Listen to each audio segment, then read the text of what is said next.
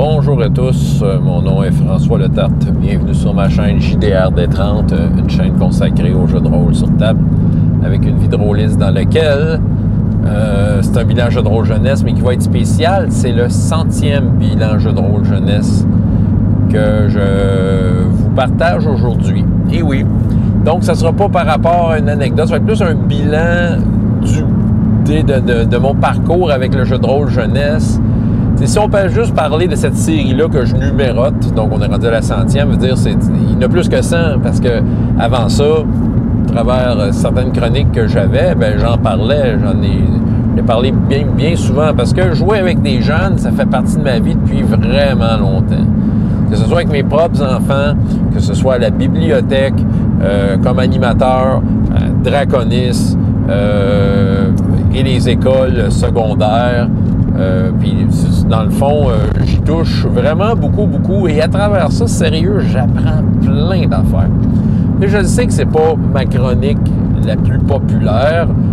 Probablement que nombreux d'entre vous qui m'écoutez, ils sont peut-être pas nécessairement dans le jeu de rôle jeunesse, fait qu'ils voient pas la nécessité d'écouter ça. Mais je peux vous dire qu'il y a beaucoup de choses qui passent. Il y a beaucoup de choses, même je dirais quasiment plus de choses que toutes mes autres chroniques en termes de réflexion, de remise en question. Je fais état de mes essais, de mes erreurs, surtout mes erreurs.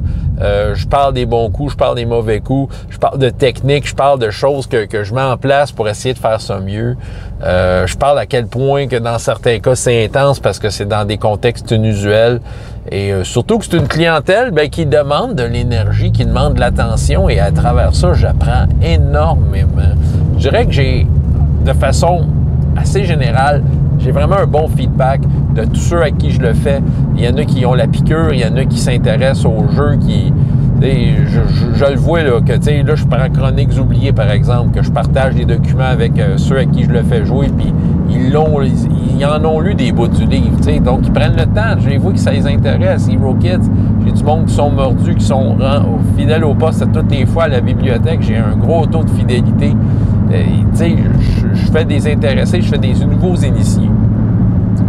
Fait qu'à travers ça, j'apprends énormément de choses. Je peux vous dire que faire une partie après ça, moi, avec du monde, des adultes, 4 joueurs, là, c'est rendu facile, là, parce qu'il y a tellement de choses que j'ai mis à l'épreuve, tellement de techniques que j'ai mis en place que d'appliquer ça dans un contexte normal, je me sens vraiment très outillé, et ça, c'est grâce à toutes ces occasions-là que j'ai joué avec des jeunes.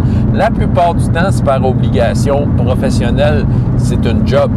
C'est sûr que j'en ferais peut-être pas autant, pas parce que j'aime pas ça, en tant que temps libre, non, là, c'est comme dans mon cadre du travail, fait que oui, là, les ouvertures sont là, je suis payé pour le faire et dans des heures où je travaille, fait que ça casse très bien.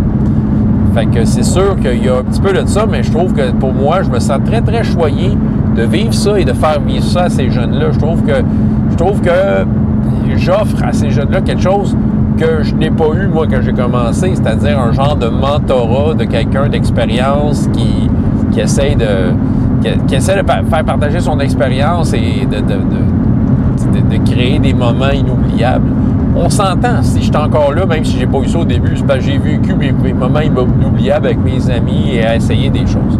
Mais je trouve quand même que ces jeunes-là sont chanceux d'avoir, comme je te dirais, cet accompagnement-là à travers ce que je leur offre. Vraiment, je me sens super choyé, je me sens très choyé de vous rapporter ça toutes les semaines, tout ce que j'ai fait, tout l'apprentissage que j'ai eu, toute cette, comme je disais tantôt, les remises en question et tout ce qui me fait grandir à travers ça.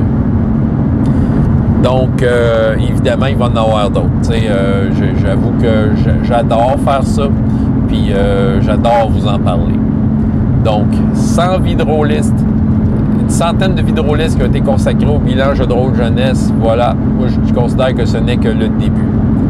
C'est ça, François Letarte, JDR D30, et jusqu'à la prochaine fois. Ayez autant de plaisir dans la vie que dans les jeux. Au revoir.